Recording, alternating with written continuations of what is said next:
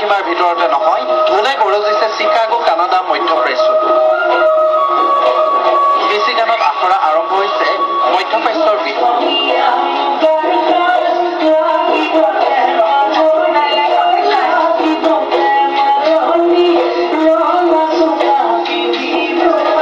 ৰঙালী বিহুৱে প্ৰৱাসী অসমীয়াসকলকো দেশে দেশে প্ৰদেশে প্ৰদেশে একত্ৰিত কৰি আহিছে।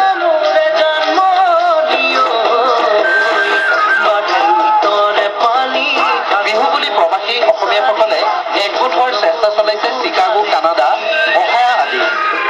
বিশ্বৰ চুকে কোণে থকা অসমীয়াসকলৰো প্ৰাণত এতিয়া বহাগৰ ৰং। নমস্কাৰ সমূহ দৰ্শক ৰাইজ, আজি মই উপস্থিত আছো DY365 চেনেলত মম্পী ভূঞা বৰা আমেৰিকাত মিচিগান ৰাজ্যত। আৰু এতিয়াতো আপোনালোকে নিশ্চয় গম পাইছে এতিয়া বিহু বতৰ চলি আছে আৰু আমাৰ ইয়াত থকা অসমীয়া যিখিনি মানুহ আছে, সমাজ আছে, অসমীয়া মানুহখিনি আমি মিলি পেলাই ইয়াত আমি বিহুৰ কাৰণে যা যোগাৰ কৰিছো, বিহু প্ৰেক্টিচ কৰিছো।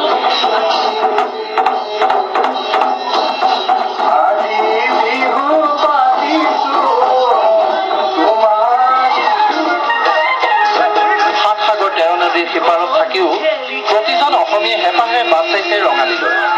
নাচাবনো কিয়, ভূপেন দাই কোৱাৰ দৰে বহাগ কেৱল বিহু নহয়, ই অসমীয়া জাতিৰ আয়ুস ৰেখা।